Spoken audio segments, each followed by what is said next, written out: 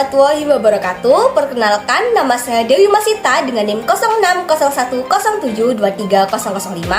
Saya dari kelas A PGMI semester 4. Saya berasal dari kelompok 1. Di sini, saya akan menjelaskan mengenai teori pembelajaran dan pemerolehan bahasa Arab sebagai bahasa kedua dengan subbab mengenai faktor yang mempengaruhi pembelajaran dan pemerolehan bahasa Arab sebagai bahasa kedua. Pada subbab faktor yang mempengaruhi pembelajaran dan pemerolehan bahasa Arab sebagai bahasa kedua, terdapat dua pokok pembahasan, yakni faktor-faktor yang mempengaruhi pembelajaran bahasa Arab sebagai bahasa kedua dan faktor-faktor yang mempengaruhi pemerolehan bahasa Arab sebagai bahasa kedua. Pertama, saya akan menjelaskan terlebih dahulu mengenai faktor-faktor yang mempengaruhi pembelajaran bahasa Arab sebagai bahasa kedua. Faktor-faktor yang mempengaruhi pembelajaran bahasa Arab sebagai bahasa kedua antara lain konteks sosial dan budaya, metode dan media pembelajaran, serta manajemen pembelajaran. Pertama, dari konteks sosial budaya. Pandangan masyarakat terhadap bahasa Arab dapat mempengaruhi motivasi belajar seseorang. Jika bahasa Arab dianggap penting dalam budaya dan agama, biasanya minat untuk mempelajarinya akan lebih tinggi. Namun jika bahasa ini dianggap hanya relevan bagi kelompok tertentu, minat belajar bisa berkurang. Oleh karena itu, penting bagi kita untuk memahami manfaat bahasa Arab secara lebih luas dan dapat menerapkan metode pembelajaran agar menarik untuk dipelajarinya. Faktor yang kedua, yakni metode dan media pembelajaran. Metode dan media pembelajaran yang digunakan dalam proses pembelajaran dapat meningkatkan efektivitas pembelajaran, terutama dalam memperkenalkan kosakata dan tata bahasa secara lebih interaktif.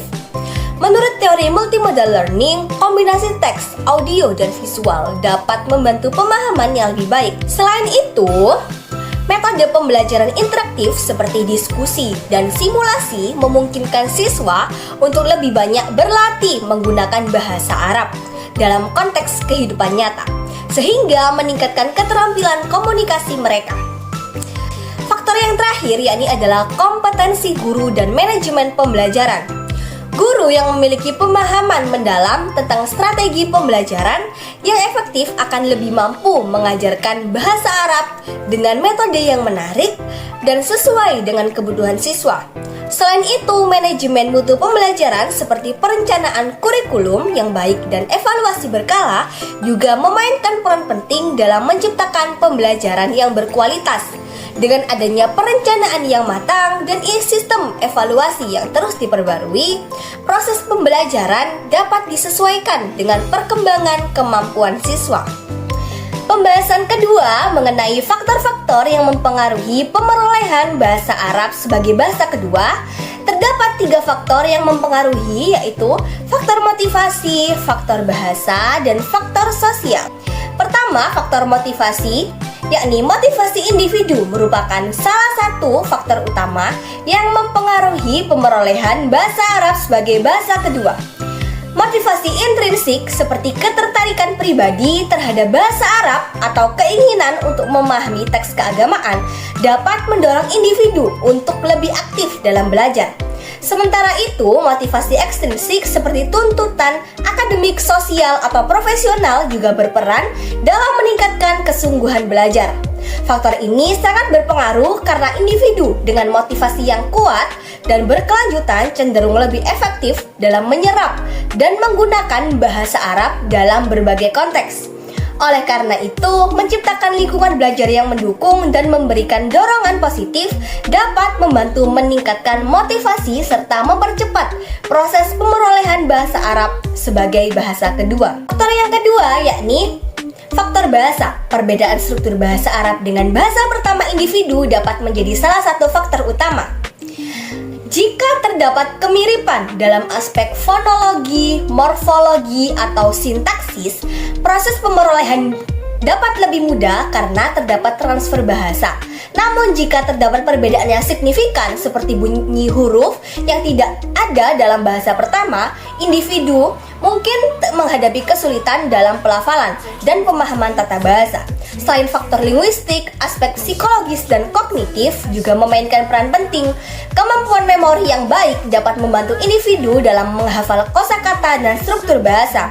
Sementara motivasi yang tinggi serta sikap positif terhadap bahasa Arab akan meningkatkan efektivitas pembelajaran. Oleh karena itu, strategi pembelajaran yang mempertimbangkan faktor linguistik, psikologis, dan kognitif sangat diperlukan untuk mendukung pemerolehan bahasa Arab secara optimal. Faktor yang terakhir adalah faktor sosial. Faktor sosial memiliki peran krusial dalam pemerolehan bahasa Arab sebagai bahasa kedua, terutama melalui interaksi sosial, dukungan lingkungan, dan ketertarikan terhadap budaya.